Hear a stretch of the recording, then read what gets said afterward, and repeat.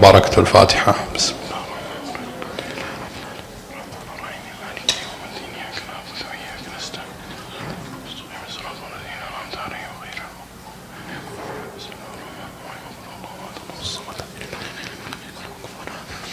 أعوذ بالله من الشيطان اللعين الرجيم. بسم الله الرحمن الرحيم. الحمد لله رب العالمين وبه نستعين، ثم الصلاة والسلام على أشرف الأنبياء والمرسلين خاتم النبيين سيدنا وسيد الأولين والآخرين بالقاسم محمد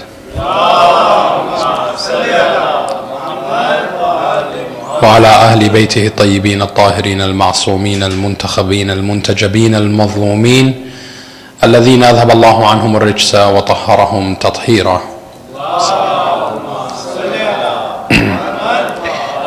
Amma ba'd, my respected brothers and sisters, my elders and learned scholars, assalamu alaikum wa rahmatullahi wa barakatuh. Inshallah, tonight we will be looking at the role of the women in Islam, particularly the role of Sayyida Zainab in Karbala, prior to Karbala and after the tragedy of Karbala. In the Western discourse as it stands today, the majority of the people come forward with the claim that Islam is an oppressive religion.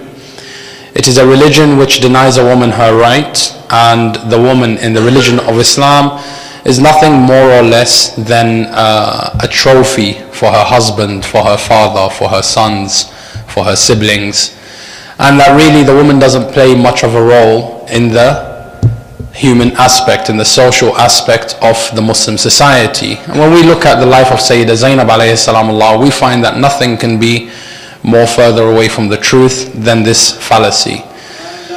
The idea, though, does exist in practice that women tend to be oppressed in the religion of Islam. I say the religion of Islam in its wider understanding.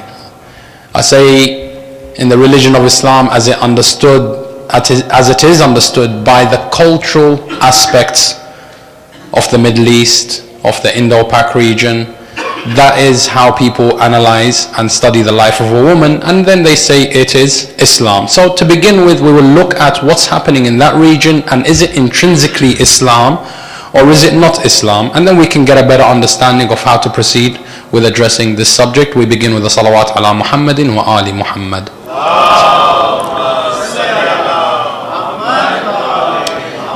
You find many people turn around and say in Islam, especially the most honest of them all, Fox News, it would say that Islam is a religion which oppresses women, in that a woman's honor is tied to a man's honor, and whenever she disregards the man's honor, she becomes redundant, and therefore killing her is a norm in her society, in the Muslim society, and nobody is going to batter an eyelid about the life of this woman. And they will show you all these videos happening back home in Afghanistan and Pakistan and Iraq of women being mistreated because they dishonored the family, be it the family as the father or as the husband. To understand this, we have to first ask ourselves, is that intrinsically Islam or is it an Eastern society? And shamefully, it does tend to be more of an Eastern culture.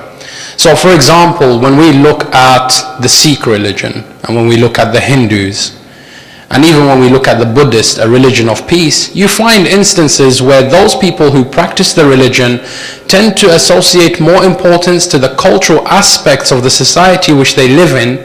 And in fact, it's those societies that do not give a woman her right, not Islam.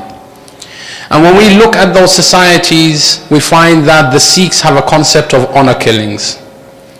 As in, there are stories which you read in the papers about a Sikh girl that fell in love with a Muslim guy, so the family found it dishonorable, so they killed her and they killed the guy. Now, I'm pretty sure we can all agree that Sikhs don't follow the teachings of Rasulullah Muhammad sallallahu alayhi wa sallam. Just a month or so ago, there was an article and showing a very graphic picture of a husband in his late 60s walking down the street with the head of his wife. Now immediately when I saw that picture, I was like, sometimes you tend to fall into these traps. And as soon as I saw that picture, I was like, Ya Khuda, another Muslim guy killed his wife, honor killing. But when I went to read the article, it turned out to be it was a Hindu Brahmin who accused his wife of adultery, so he cut off her head in front of his children and their grandchildren, and he was walking down the street with her head to set an example. And the funny part about it, well, I say the irony about it, not funny because there's nothing comical within this, but the irony of it was that no one stopped him. In the streets it was an absolute norm. People were taking pictures, nobody was approaching him, no police were approaching him at the time, and his justification was, my wife dishonored and tarnished my name in society, so therefore as the husband I have the right to regain my honor by setting an example of her. The sadder part about this is it didn't make news, it didn't make headlines, because it wasn't a Muslim, it was a Hindu. The idea that I'm trying to say is that honor killing is not something intrinsically Islam. As a matter of fact, if we look in America itself and if we look to the West, honor killings do exist. And there's something called being politically correct, and the politically correct term for a man who kills his wife because she dishonored him in the United States as well as the West is called domestic violence. It's not called honor killing. And really there's nothing domestic about a man who finds that his wife has been in a club with somebody else and he decides to kill her. There's nothing domestic about that. The reason why he killed her is because he felt dishonored. But media would not call it an honor killing because it's not Islam. And therefore we need to pay close attention to the terminology that's being used, the words that are being coined within society, and once we understand them, we have to analyze the values which are associated to the connotation of the word, and then we ask ourselves, what is the main thing that makes an honor killing an honor killing? According to the West, an honor killing, you have to be a Muslim who kills your wife. If you're not a Muslim woman, then it's no longer considered an honor killing. Me, as an individual who perpetrates and promotes equality for women, I take that to be offensive, and I take that to be one of the greatest injustices to a woman. That is to say that when a woman dies just because she's not a Muslim, she doesn't make the news. I think that's unfair. I think we miss an entire narrative.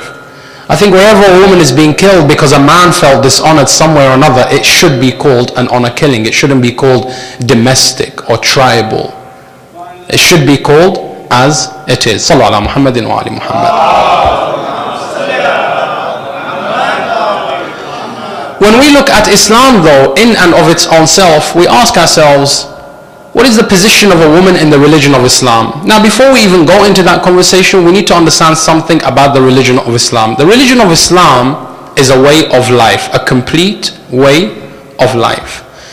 A religion which tells me how to go to sleep, that I should not sleep on my left, I shouldn't sleep face down, I should either sleep on my back or on my right. A religion that tells me when I enter the washroom, I shouldn't enter with my right foot, I should enter with my left foot. And when I eat, I shouldn't eat with my left, I should eat with my right. A religion that is all-inclusive in every aspect of the human life.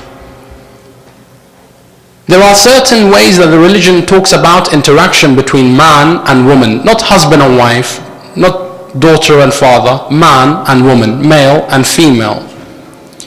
And when we look at these interactions, we ask ourselves, are they religious interactions or are they social interactions? They are social interactions, and therefore Islam involving itself in the social interactions tells me that it is a religion that's concerned with the well-being of society. As Allah subhanahu wa ta'ala said in the Quran al-Kareem in Surah Hadid, Bismillah ar-Rahman ar-Rahim, it is He, Allah, who sent down the prophets and sent with them holy scriptures and sent with them iron in which there is much benefit for man and strength, so that they may teach humanity how to uphold a just social system.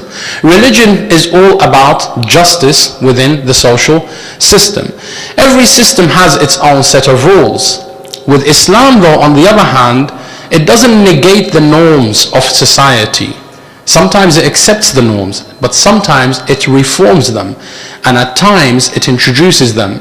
What does that mean? That means in the Sharia of Allah, when we look at the rulings of Allah subhanahu wa ta'ala, in the Quran al-Kareem, they fall under two main branches. Either the Sharia of Allah is legislative or it is reformed.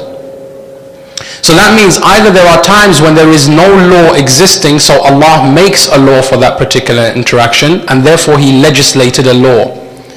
And sometimes a law already existed, but Allah subhanahu wa ta'ala said this is not socially just, and therefore it must be reformed. I am trying to reform this law. You know, it's like if you've got an iPhone or an Android, an application will come out, version 1.0. A few months down the line, it will come out with version 1.1. So Islam is an updated version at times of the already social norms. Those who approach the Quran al-Kareem based simply on its linguistics without taking into consideration whether this particular law which Allah subhanahu wa ta'ala is speaking of, is Allah actually reforming this religion or is He legislating this law? So most often you will hear people talk about the mistreatment of women. So the Quran al-Kareem says Bismillah ar-Rahman ar-Rahim, and if there comes to you news upsetting you about the affairs of your women, Surah An-Nisa, advise them sincerely, and if advising doesn't work, separate the beds, and if the bed separation doesn't work, then strike them. And they come forward and say, oh my God, Islam says hit your women. God is so evil, He says hit the women. Well, let's analyze that first and foremost. Is Allah subhanahu wa ta'ala actually saying you can hit your woman? First of all, Allah subhanahu wa ta'ala, one of His names is Al-Qahhar, the one who never is frustrated, but He frustrates the plans of others. If I went to a person, a normal regular doctor, a social doctor, my parents, anyone who's going to give me advice, because the Quran is actually not forcing us to do anything, it's advising us, that's all. The Quran doesn't have a sword in its hand. If we don't follow it, it's going to kill us. No. The Quran is there only to set guidelines. So someone, I go up to them and say, hey listen, me and my missus, we've got some issues going on. What do you reckon we should do? I want to hit her. As a man, Desi, whatever, however you want to paint my picture. I'm very, aggressive, and I want to discipline my wife because she dishonored my family. He says, no, don't hit her. Advise her first. Maybe she didn't know. I say, okay, fair. I'll advise her. Then I go back to him and say, hey, listen, advising didn't work. He says, okay, separate your beds. Maybe she'll miss you. Maybe you'll miss her. Maybe the emotional side of things falls. I say, okay, we'll try that. And then we try that and it doesn't work. Then I come back to him and say, hey, listen, boss. Speaking to this woman didn't work, separating the beds didn't work. He says, just go and hit her. What does that sound like? That sounds like the individual all of a sudden just got frustrated because all means have failed, yes? But Allah subhanahu wa ta'ala is qahar. Allah frustrates but is never frustrated. So therefore this, in the understanding of the complete Quran in its absolute sense, without taking the ayah out of context, but placing it in context, tells me that this is not the right thing, that Allah has not become frustrated. So therefore I must look to alternatives. For example, Allah subhanahu wa ta'ala says, Bismillah ar-Rahman ar-Rahim in Surah Rahman, and the trees and the stars do sajda. Now someone may read that and say, well, I've never seen a tree do sajda. Ash-shajaru وَالنَّجْمُ يَسْجُدَانِ. First of all, what is the correlation between a tree and the star? There's no correlation, so now I'm trying to make sense of it, but it doesn't make sense. And then they prostrate, they do sajda. Well, I've never seen a tree do sajda. And if the stars were to do sajda, then we're in a lot of trouble, because where are they going to do sujood on earth? Right? Which means earth is literally going to be destroyed by all these stars in it. So now we must look for an alternative to the wording. And Ayatollah Tabatabai in his Tafsir al-Mizan, he says Najm means star, but Najm is actually the oldest linguistic Arabic name for the plants, the flowers that grow around a tree, immediately within the proximity of a tree. That is called Najm. So here now that makes more sense. The Najm is not referring to the stars, it's referring to the type of tree. And sujood does not literally mean to prostrate, it means to submit to the will of a higher authority. And Allah subhanahu wa ta'ala, what He's saying here is that even the trees and the plants submit to my authority. It's not that they go into physical sujood. Another ayah of the Quran that we can look at is Surah 72 in the Quran al-Kareem. Surah Fath, where Allah subhanahu wa ta'ala begins in the Quran al-Kareem saying, Bismillah ar-Rahman ar-Rahim, and indeed we have given you, O Rasulullah, a great victory.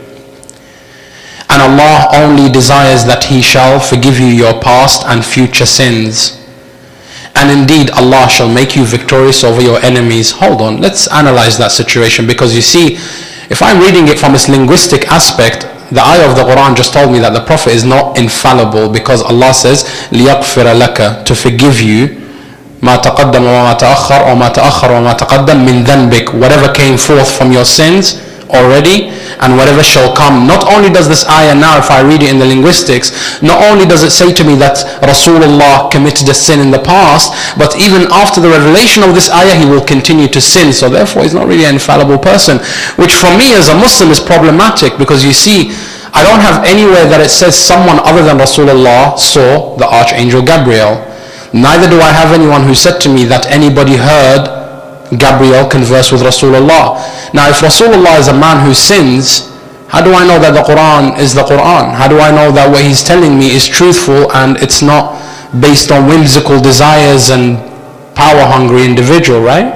Isn't that the argument of the atheist? That we've got no proof, Jibreel came to the Prophet and therefore he's making this up? So for me that's problematic. If the Quran is saying to me Rasulullah sinned and he's going to sin in the future, that undermines the entire perception of my religious beliefs. So therefore I am forced by logic and reason to find an alternative to the ayah of the Quran Kareem. Why am I forced to find an alternative? Because the context of the Quran here doesn't make sense. Indeed, God is going to give you a great victory. And God wants to forgive your sins, whatever came and whatever shall come, and God will make you victorious. We're talking about war. How is war got anything to do with the forgiveness of my past and present sins? See, ISIS actually used this ayah of the Quran to say that if you've committed any sins, go and fight in the way of Allah, and if you die, Allah will forgive you your past and present sins. We say no. As the Shia of Ahlul Bayt, we take the teachings of Imam Ja'far al-Sadiq alayhi salamullah. The Imam alayhi salamullah, when giving tafsir of this ayah of the Quran, he says, first of all, the word qafar, لِيَغْفِرَ لَكَ رَبُّكَ.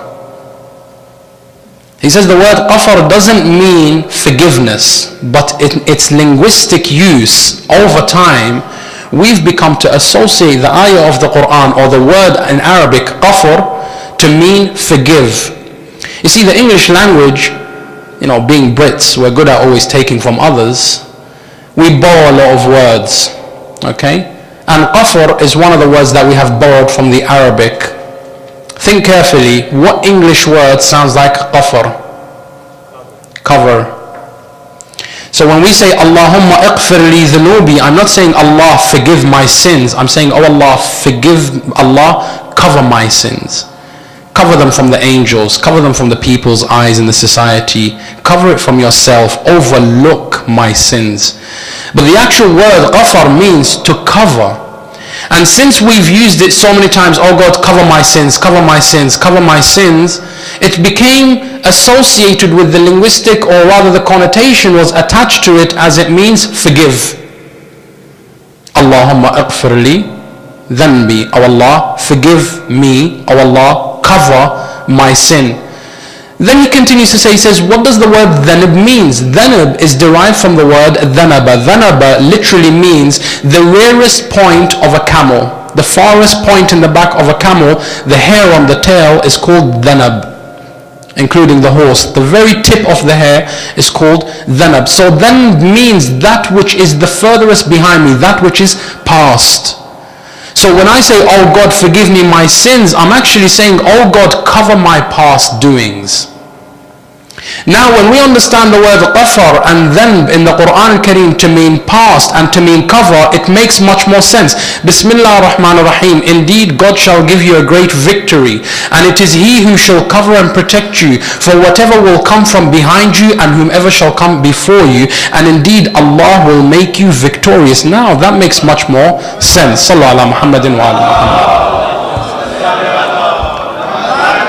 So whenever I pick up a Quran in English, I ask myself first and foremost, who's doing the translation? Does he have the ta'wil and the tafsir of Ahl al-Bayt, or is he getting it from somebody else? Because the Quran Kareem says, Bismillah ar-Rahman ar-Rahim, none shall touch it but the purified. You see, there's a Quran right in front of me, I can touch it. But the word touch here in the Quran means none can really understand its essence but those who are purified. And if you are not of those in Ayat al-Tathir, then with all due respect, you really have nothing with the Quran Kareem. You merely have an opinion, but you do not have the end of it. And therefore I must always tell my friends, my colleagues, when they come forward and say, your Quran is full of extremist values and it says beat your women and so on and so forth, I have to ask, are you reading the tafsir of Imam Ja'far as-Sadiq, or are you reading the tafsir of somebody else? Someone who is paid by Saudi money, someone who wants to relive these ideals of honor killings because they're so culturally inclined, right? You see, Rasulullah, when he first came, women were being buried for the simple fact that they were women. Bismillah ar-Rahman ar-Rahim, وَإِذَا الْمَوْءُودَةُ سُئِلَتْ بِأَيِّ ذَنْبٍ قُتِلَتْ. And on the day of judgment, the female shall ask, for what reason was she killed? Allah is reminding the people that you're killing a human life. What is your reason? What is your justification? And that was a cultural norm. Then Rasulullah came forward and said, no, no, no, you don't kill your women. Rasulullah came with this beautiful description of paradise with the beautiful women and the fountains of honey and rivers of heavenly champagne and the meat of beautiful birds and for them is whatever they desire. And you know, as business people, naturally we want that which is better. So everyone turned around and said, Ya Rasulullah, how do we get there? You know what he said to them? He said, you love all this paradise? They said, yes. He said, paradise is beneath the feet of a woman. So where one day women were being placed beneath the feet of man, now what man desires is at the feet of the woman. And you've got to start treating the wifey just that much nicer, no? Rasulullah came forward and said, oh people, be mindful of your interaction with your fellow human beings, for on the day of judgment, you will not speak about the good and bad that you did, but they will speak about your behavior. And know that the first to testify for you or against you is your wife. Some uncles in the room just got a little bit worried there. Right? So the woman has a lot of rights and respect within the religion of Islam. Let's come back to this ayah where people say, the Quran Kareem says you can strike women in Islam. فَضْرِبُوهُنَّ. There are many different opinions on this ayah of the Quran Kareem, and as I say, I emphasize on the point, opinion. Because we have many different people who come forward and say this is the right version of the Quran. No, it's just an opinion. Unless you can say without a shadow of a doubt that it goes back to an Imam Ma'soom, it is nothing but an opinion. One opinion is that strike them. So a person came to Rasulullah, and this is when the ayah was revealed. A person came to Rasulullah, and first of all, what is it talking about? Is it just any day of the week you hit your wife? No. First of all, a person, someone in the community accused his wife of adultery. In those days, as in today, whether you are in the West or in the East, as we said, in the West they call it domestic violence, in the East they call it honor killing if it happens to be done by a Muslim. But in reality, the norm is the norm. It's a woman being killed by a man because he fears that she dishonored him by being with another man. So this person, people accused his wife of adultery, so he wanted to obviously save his honor. So Allah subhanahu wa ta'ala said, no, first warn her. Hey, listen, Mrs. So-and-so, people are talking because your interaction with your work colleagues is a bit too chummy, you know, you're being a bit too friendly. And people are thinking there's something going wrong over here. You're my wife, you're the mother of my children, you need to be a bit more filtered. You need to understand that this is not right. You're going to ruin your house, you're going to ruin your children's future. Tomorrow people will talk about our sons, our daughters. They say, hey, that's the child of that woman who used to go around having affairs with everyone at work. When tomorrow a rishta comes for my daughter, no one's going to come asking for a hand in marriage, because everyone's going to say her mother wasn't a good person. When I want to go and propose to someone's daughter for my son, people will say, no, if your son grew up in a house where the mother had no respect, no dignity, no izzat, no ghira, then obviously they're not going to be concerned. So now I'm advising her, in case she wasn't aware, because obviously such actions are not done by a woman who is aware of how dire the situation is, unless she's a really bad woman, and equally the man also, right? But the ayah here came because of the circumstances. It addressed the woman. There's nowhere in the Quran that says women committing adultery is bad but men is good. No, the ayah of the Quran says they both be stoned, right? So now here the ayah says, first advise her. Maybe she didn't know. What does Allah say to us? Make 70 excuses for a person before you pass judgment. Now, you don't understand how powerful that is. I'm in a society where it's absolutely normal to kill a woman. As a matter of fact, it's expected for me to kill a woman. And if I don't, then there's something wrong with me. I'm not a man anymore. My tribe's izzat is on the line. My tribe's dignity and respect's on the line. So everything about me is calling for the death of the woman. Then Rasulullah comes and says, no, just advise her first. Maybe she didn't know. Huh? What do you mean she didn't know? Does she even have rights? Yeah, just maybe, she's ignorant. You're trying to dummy it down for the man, Okay, Ya Rasulullah, I advised her, she's not listening. Okay, well, separate the beds. Maybe she'll start to think and be like, hey, Mr. So-and-so is actually really thinking of divorce right now. If he left the bed, tomorrow he'll leave the house. People are going to start talking. Now you're making her think, and you're making yourself also think. Don't forget, this is not just about the woman, this is also about the man. Maybe in advising my wife to begin with, I find out that, there's certain things which I thought that I knew and that everybody else around me also knows and holds the same values. Turns out my wife, maybe she didn't know these things. So now I don't take her at the value of what I know, I take her at the value of what she knows. I separate the beds. Sometimes, men, we're very fickle.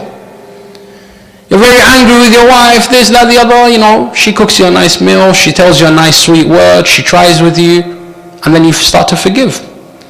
What the idea is that Rasulullah and Islam is trying to stop man from that irrational, erratic behavior in a moment of anger. It's putting stops until you calm down. Separate beds. You go to your bed, you're sleeping, and in this day and age, you're probably sleeping on the sofa, right?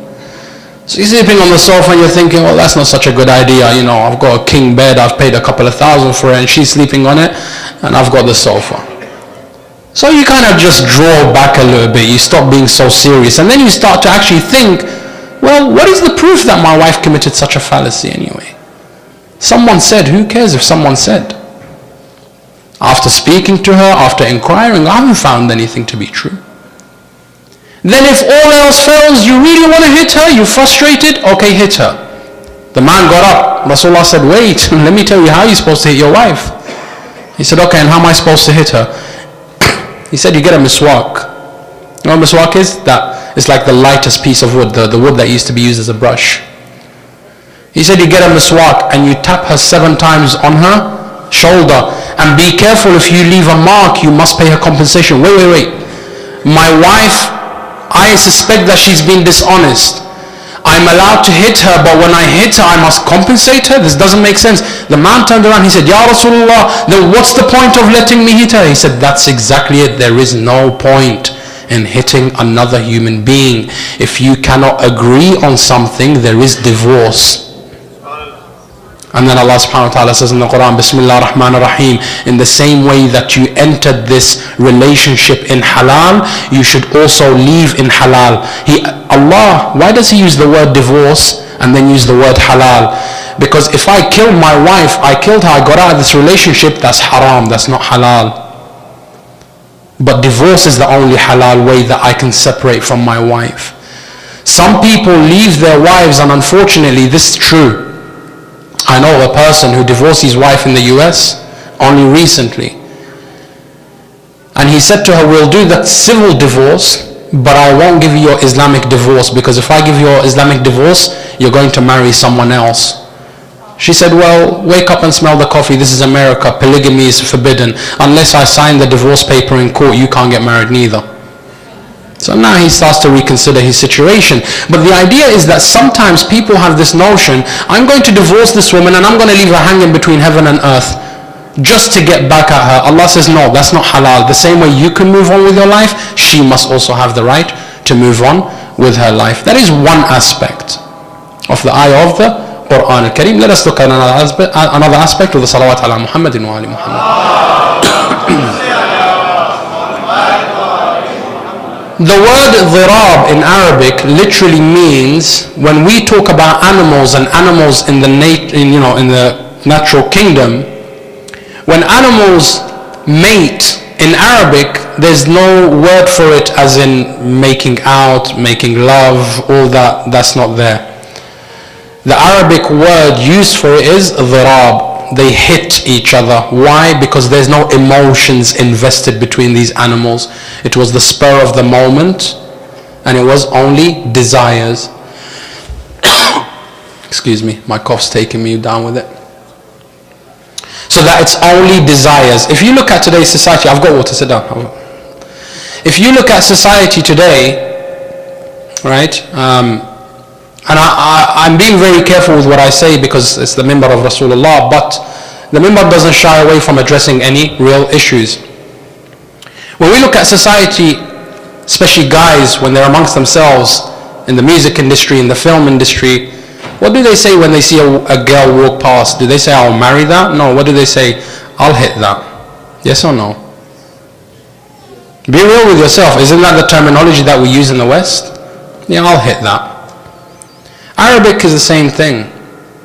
When there is no emotions invested, when it's just a hit and run, if you will, right?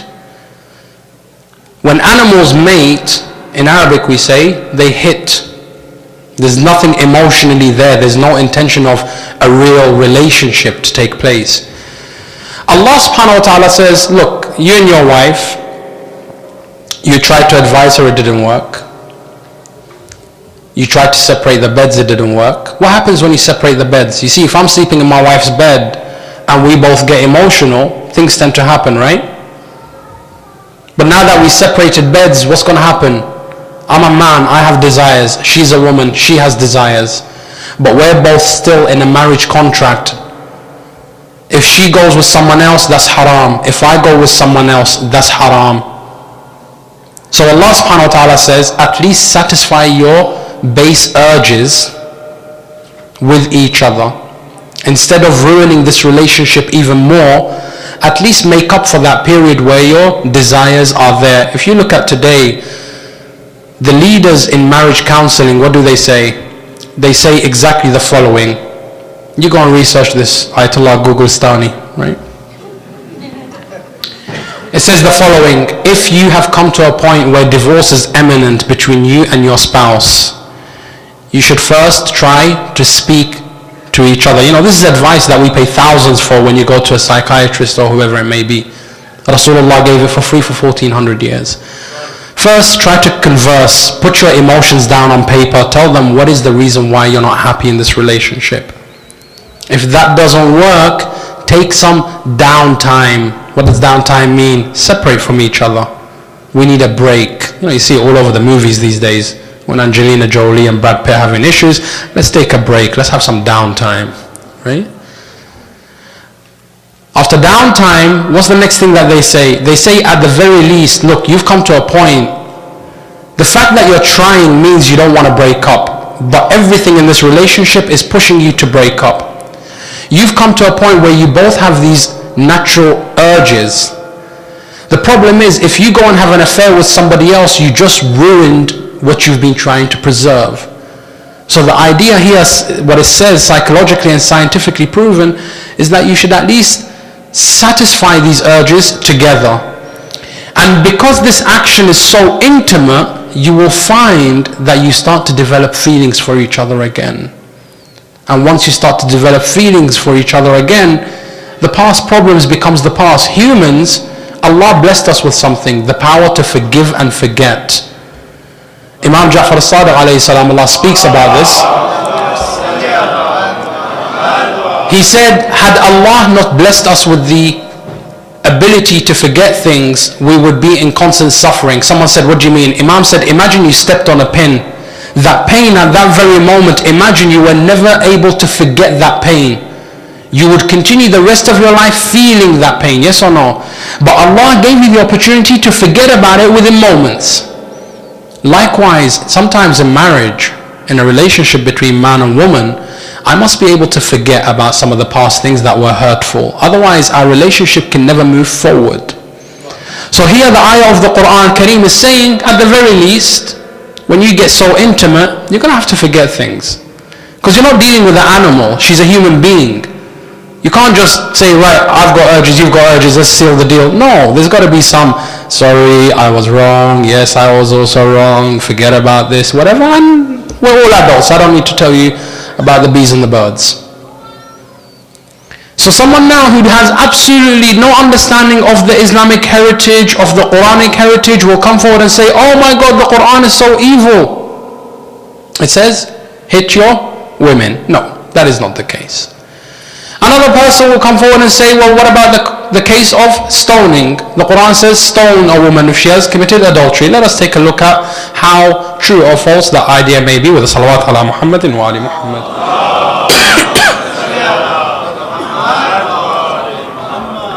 Allah subhanahu wa ta'ala, again we come back to the idea of whether Allah legislated the law of stoning or whether He reformed the law of stoning. Let's look in the Quran al-Kareem and see where else is stoning available. Surah Yasin, Bismillah ar-Rahman ar-Rahim, وَإِن لَمْ تَنْتَهُوا لَنَرْجُمَنَّكُمْ وَيَمَسَّنَّكُمْ مِنَّا عَذَابٌ أَلِيمٌ. The non-believers said to the prophets of God, if you do not cease to preach this message, we will stone you to death, and surely that is the most painful of punishments. Did the prophets of God threaten to stone, or was it those who did not believe in God that threatened to stone? So here the idea is that it's human nature at the time that the most painful way to punish a person is to stone them to death. وَإِن لَمْ تَنْتَهُوا لَنَرْجُمَنَّكُمْ. If you do not cease from delivering this message, we will stone you. Absolutely nothing from God here. Okay. The Bible and the Torah say that if a woman was accused of adultery, you take her to the gate of the city and you stone her to death. As a matter of fact, if a woman were to be raped, but at the time of rape she did not say something, she's also to be stoned. This is in the Bible and in the Torah. So the Quran did not introduce this law. This law had already existed in human society. Let's see, what does the religion of Islam say about stoning people to death? First of all, religion of Islam says you need 4 people who are adl, to have witnessed the deed. What does adl mean? Adl means the only people today that you find around you who you can actually apply the word adl to is a marja'iyya. One of the criteria to be a marja'iyya, the first of it is you must be adl. Adl means you have never committed a haram or a makruh deed whilst knowing it is haram. If I didn't know, it's fine. Once I know something is haram, then that's it. I can never do it again. The moment I do something whilst knowing it's haram, I'm not considered to be adl. Okay. So I need 4 people who have never committed a sin whilst knowing that it's a sin, who must have seen adultery take place. The people said to Imam Ja'far as-Sadiq, Imam, how do we see? Is it 2 people go into a room? Is it that they take off their clothes? He said, no, you must see actual penetration, like a mascara entering the pot in a day where the sun is bright and no clouds. That means you got no doubt whatsoever that actual penetration took place. Okay, that's fine. I need 4 people to witness this at the same time. Find me 1 first, but now we need 4 to witness it at the same time. And they actually need to see physical penetration taking place. The ayah of the Quran that supersedes this says, Bismillah ar-Rahman ar-Rahim, and tell the believing men and women to avert their look from that which is forbidden. Is it halal for me to see a man and a woman get intimate? No. Is it halal for me to see a woman and a man undress? No. So that means by the time it came to actual penetration, if I were looking that long, I'm no longer adil, because an adil person would have looked away as soon as the deed began. Yes or no? So Islam came to reform and say, look, because you're talking to Bedouins here, you're talking to Arabs. All of a sudden, from going to burying their women, you come up to them and say, no, no, no, if she committed adultery and someone said, you can't kill her. What do you mean I can't kill her? No, you can kill her, okay, that's fine, but at least bring 4 witnesses first. What this did psychologically is it reformed the whole situation. First of all, as a man, my pride and honor is saved. Why? Because if a person goes and talks bad about my wife, my society will turn around and say, well, you're not adil, so we don't really believe you. And if you were adil, you shouldn't have been looking. So now, instead of it being bad on me, it's bad on him. Now, what do you say? Bakwas, right? He's talking nonsense, he's lying. So he or she has lowered their status in society, and my society, people turn around and say, oh, but your wife committed adultery. I'll say, first of all, before you talk about my wife committing adultery, tell me who's the one who said it. He's not even a reliable person. Yeah, actually, bilkul. And it saves the woman from being falsely accused, because people now can't talk about her. I say, first of all, are you just? No, I'm not just. So what does it mean? It means it stays with God. The deed stays with God, not with the people. So Islam did not come to legislate the stoning of people that committed adultery. It came to reform. And in fact, we share something very common with Christianity on this. Jesus, son of Mary, in the Bible, what did he say when they came to stone the woman in his community? He said, let he who is without sin be the first to cast the stone. Yes or no? What does that mean? Let he who is adil cast the first stone.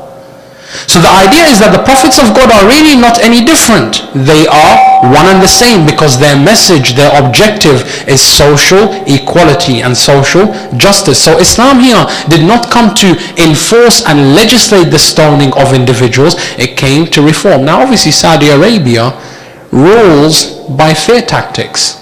So yes, they are people who will execute, but it's not God who executed. It is they who executed.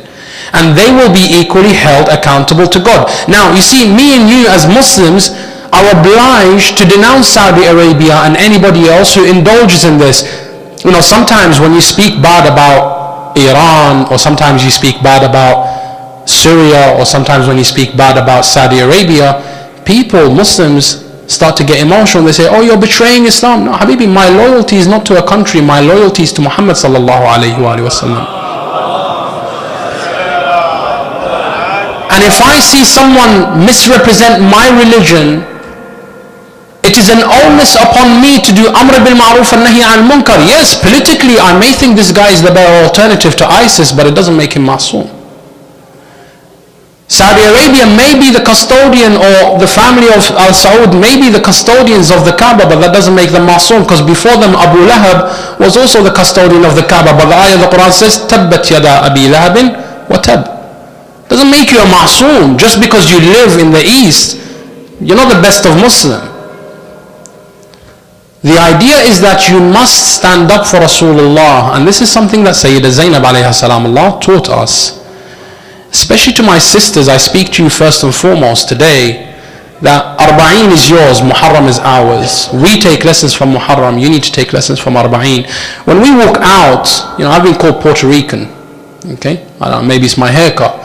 But you see, people don't understand that we're Muslims just by looking at us, because there's nothing Islamic about the way we look, but your hijab, wherever you walk, people will know that you're Muslimah. The Quran Kareem actually says, Bismillah ar-Rahman ar-Rahim, and tell the believing women to wear hijab so that they may be known as pious and God-fearing women. You have a responsibility to take lessons from Sayyida Zainab and represent this religion in the best of ways and the best of forms. You need to be politically active, you need to be active in your social circles, you need to be active wherever you go. You have that responsibility.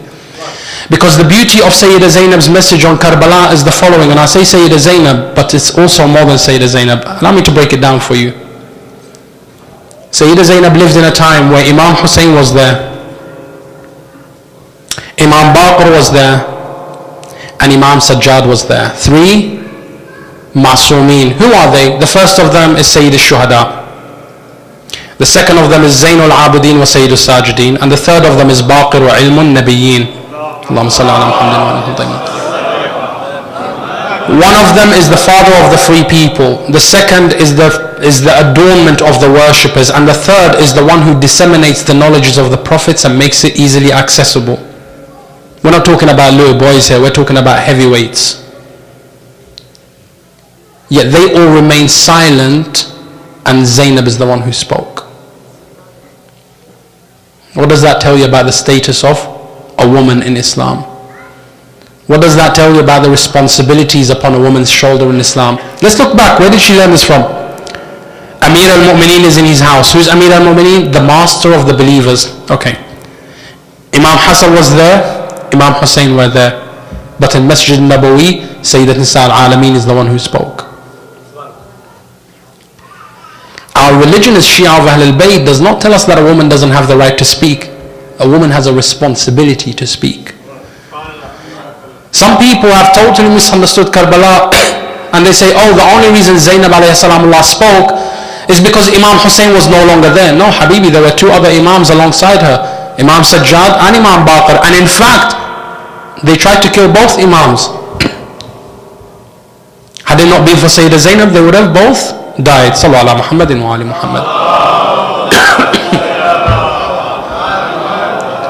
The idea that we take from Sayyidah Zainab alayha salam, and unfortunately it's a wrong idea that we have been taking for the many years that have passed.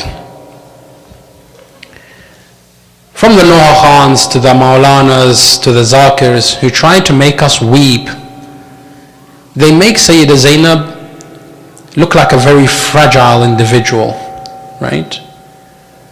They represent her in an unjust way.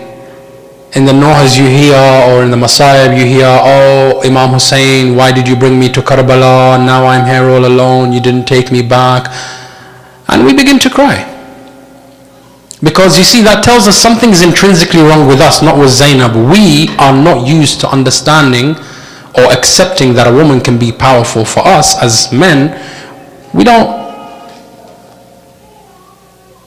just don't understand, we don't interpolate with the notion of a strong woman. We have to see a woman to be weak before we can cry for her. It's like somehow society in the West and in the East has conditioned us to that. You know, it's a very, very long time before Superwoman came out. Before it was Superman, Batman. No, it's true, it's a reality. Even media in the West never depicted women to be strong. It was always the damsel in distress. Always Superman has to save the woman. And if a woman was there, she was always in the evil role. Poison Ivy, Catwoman, all these other people, right? Yeah, it may sound funny, but it's a reality. That's how we're conditioned, right? If I said to you right now, don't think about elephants, you're going to think about elephants because the human brain is like a sponge. It absorbs whatever information is given to it and it stores it in the subconscious, and then our interaction as human beings is based on our subconscious. When I'm growing up used to seeing a woman in the form of a cartoon or in the form of a cat or whatever, and she's always weak, she's always a gold digger, she's always depending on a man. I'm not used to this whole notion. By the time I'm 30, my daughter comes and says, Baba, I want to get a job. What? Sit down. Why? Because I wasn't conditioned to believe that she's powerful. I wasn't conditioned to believe that she can be equal to a man in social rights and social aspects. But Ahlul Bayt conditioned us in another way. Sayyidah Zainab alayha salam, when her cousin came to propose to her, Amir al-Mu'mineen said, oh Zainab, the son of Ja'far al-Tayyar has come to ask for your hand. I don't need to tell you about him. You know about that family. Do you have any conditions? Do you accept this marriage? The first thing here is that the father is not forcing the daughter, he's asking. He's only introducing. Sayyidah Zainab said, yes, I would like to speak with him. I would like to put some conditions before we get married. You know what's her first condition? Her first condition was, oh my husband to be, My condition is that if my brother is ever forced out of Medina and has to go to Karbala, you do not stop me from going with him. That's my condition. My second condition is, if God blesses us with sons, you do not deny me the right of a mother to offer them in sacrifice for the cause of Allah. If you cannot find these to be agreeable, then we have nothing to talk about. So when the day came that Imam Hussein was ready to leave Medina, Sayyidah Zainab came to Imam Hussein. She said, Aba Abdullah, can I journey with you? He said to her, my sister, you have a husband, you should ask him, because you are the mother of his children. I'm responsible for my family, you're responsible for yours. You got to ask your family first. She went to her cousin and she said to him, oh husband, remember the day when you came to propose? He said, say no more. These two sons of ours, take them with you. I am blind, I cannot fight, and I am old. But these two sons, take one of them to represent my father Ja'far al-Tayyar, and take one of them to represent your father Amir al-Mu'mineen in battle. And they went. On the day of Ashura, when the tents were burnt, the first thing that they did is Shimr La'natullah alayh entered the khayma of Sayyidah Zainab. And there they found Imam Sajjad, Bimari Karbala, in a weak state. So one of them, the La'een, Umar bin Sa'd, he said to him, he said, oh Ibn Hussein, did you see what we done to your father and your brother, so you became a coward and you hid behind the women? You see, that was their notion. What was the notion of Imam Sajjad? Did Imam Sajjad speak? No. Sayyidah Zainab came in between them. She said, woe be unto you, these are the children of Bani Hashim. The coward is you and your fathers. Had it not been for the decree of Allah subhanahu wa ta'ala, then surely you would have seen this Imam Sajjad pick up his Dhul Fiqar, and then you would have seen how the sword of God would have taken its toll on his enemies. But Allah decreed that He wants to preserve Imamah. They said, oh people, kill him. She said, by Allah, if you want to kill him, you must first kill me. Where is your honor and dignity? Will you kill a woman who is left without no protectors? So they did not kill Imam Sajjad. When they brought them into Kufa, and the people were weeping, it was Bibi Zainab who addressed them. She said, oh, the people of hypocrisy and broken promises. Weep and weep twice as much, for it is because of your broken promises that this has happened to us. When she was made to stand in front of Ibn Ziyad La'natullah alayh, she didn't shy away. And you got to understand, people say women are emotion. If a woman was emotion, Bibi Zainab right now has lost 72 notable personalities in her life in the most brutal way in less than 3 hours. After that, her tent was burnt down and she had to look after the children and the orphans and the widows. In one night, she went from Zainab to becoming Ali, to becoming Hussein, to becoming Abbas, to becoming Ali al-Akbar, to becoming Qasim. Where is this weak woman? I'm trying to find her. I can't find her in the narratives. And then she's shackled and chained and made to go right from Karbala without burying her brothers, and made to stand in the majlis of Ibn Ziyad La'natullah alayh. Did she shy away? Did she break down emotionally? No, she spoke eloquently.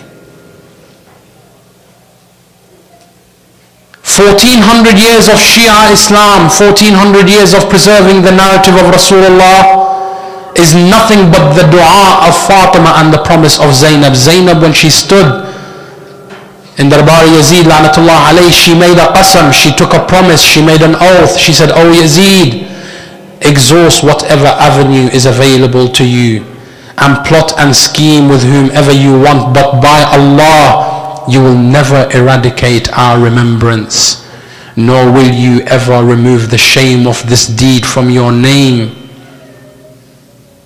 Our majlis tonight is a testimony to the promise of Sayyidah Zainab. That wasn't a man who spoke, that was a woman.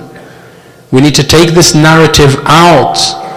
We need to take this narrative to the West and say, if you think a woman in Islam is oppressed, then I can accept that you believe that, because I know for sure you have not read the life of Zainab.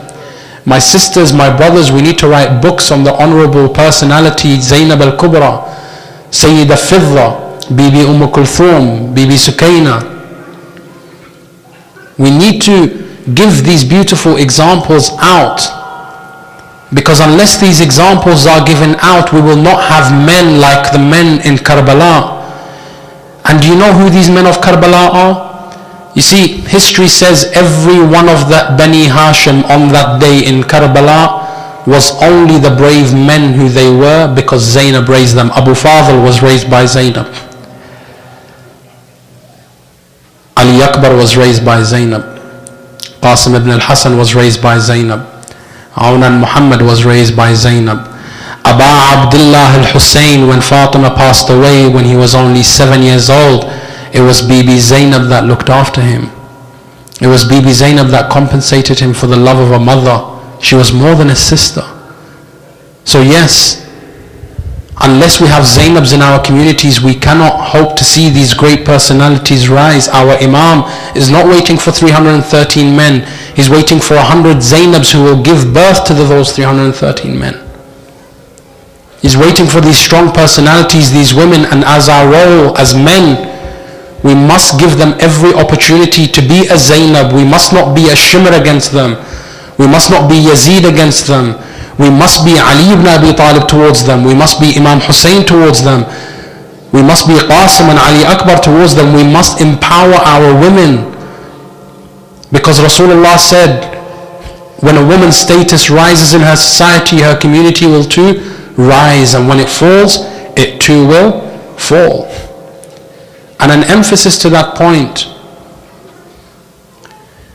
is when Imam Hussein was leaving Karbala, when leaving towards Karbala, the narrations say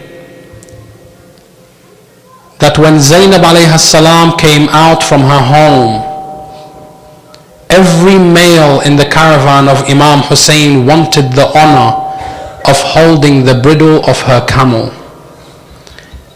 The narrations say that Ali al-Akbar and Qasim and Aun and Muhammad were racing each other to have that honor.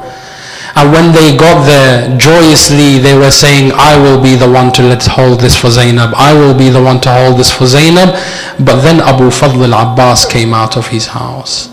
And the narrations say when Abbas came out, everybody moved aside because they knew that the honor is only for Abbas. Why is the honor only for Abbas? Because Abu Fadl alayhi salam, when Amir al-Mu'mineen was struck in Kufa, his final will, the narrations say that Imam Ali looked around and all his children were there. Then he said, I want all my children to leave me except for the sons of Fatima. I only want the children of Fatima, her sons and her daughters. I have a wish I must convey to them. At that moment, all the children got up. Muhammad ibn Hanafiya and his brothers, they all began to leave. The brothers of Abbas began to leave. Abu Fadl at that moment, he began to weep. He stands and he sits and he stands and he sits. Imam Ali bi abi wa ummi, wounded as he was, he looked to Abbas. He said, oh Abu Fadl, why do you look perplexed? What is the matter with you? He said, oh Father Amir al-Mu'mineen, I have never once disobeyed a commandment from you, but right now I find it very difficult to obey this command. Oh Father, I open my eyes to you and I cannot leave you behind. You said only the children of Fatima stay, and I am not the son of Fatima. At that moment, Amir al-Mu'mineen began to weep. He said, oh Abbas, by Allah, Fatima said Abbas is from my sons. Oh Ali, one day you will give birth to a child called Abbas. Convey my salams to him. Abbas has earned that right to be my son, but Abbas, are you worthy of that title? He said, Father, what do you mean? He said, Abbas, Fatima gave me an amana to deliver to you. He said, what is the amana? He said, Abbas, give me your hands. Abu Fadl opened both his hands. Imam Hussein, one hand. Imam Ali gave Imam Hussein's hand in the right of Abbas. Then he put the left hand, he puts the hand of Zainab in the hand of Abbas. He said, Abbas, these are the born children of Fatima. And she said, Abbas is my son because this is the amana that he will protect. Abbas, how will you do? Will you be able to protect them? He He said, by God, nothing will part me from them but death. Ajrukum ala Allah. On the Yawm of Ashura, that was indeed the case. When Abbas fell, Imam Hussein came back to the Khaymagah. When he came back to the Khaymah, Sayyida Zainab was standing there. She said, oh, the son of Fatima, I see that you have returned, but this time you did not return with anyone. You came back alone. Where is the sworn protector? Where is my Ghazi? Where is the Alamdar? Where is my protector? Imam Hussein did not know how to respond, so he walked into the Khaymah. He removed the pole, the pillar that was holding the tent. The tent collapsed. He said to her, oh Zainab, we were this tent and Abbas was the pillar. Now that Abbas is gone, we have collapsed also. Ajrukum ala Allah. When they brought Zainab into Kufa, and they brought her with the women of Karbala, one of the people said to Ibn Ziyad, what will you do? La'natullah on Ibn Ziyad. There was a market where they used to sell sheep. It was the worst market, full of filthy people. He said, I want you to put the women of Karbala in the market where the sheep are sold. And when you put them there, I want you to tell the people, whomever wants to come and laugh at the daughters of Rasulullah, let them come and make mockery of them as they see them without their parda. One of the people said to him, he said, oh Ibn Ziyad, amongst these women there are people who are related to them in Kufa, tribes people. If they see you mock their women in this way, by God they will rise against you and they will kill you, for there is nothing equal to the honor of a woman. So he said to him, you should change your attitude. He said, what should we do?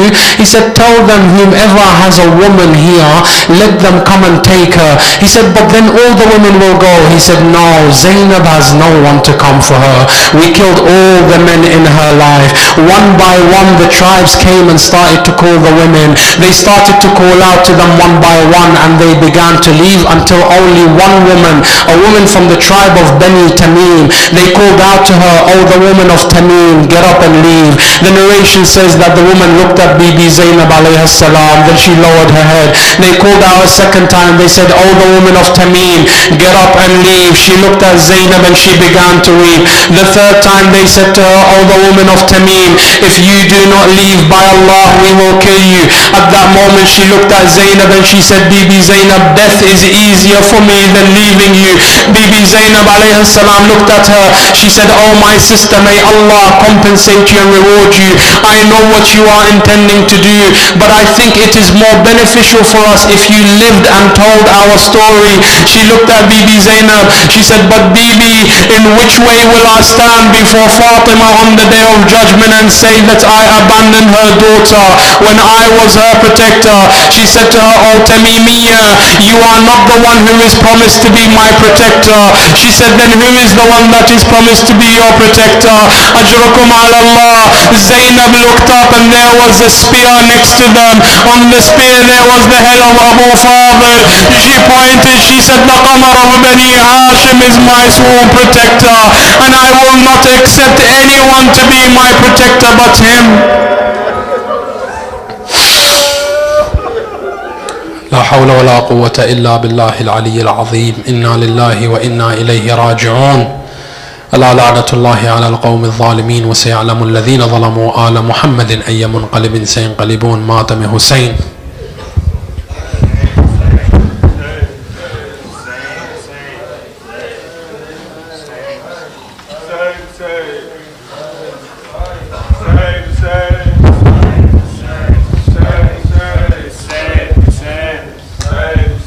Same.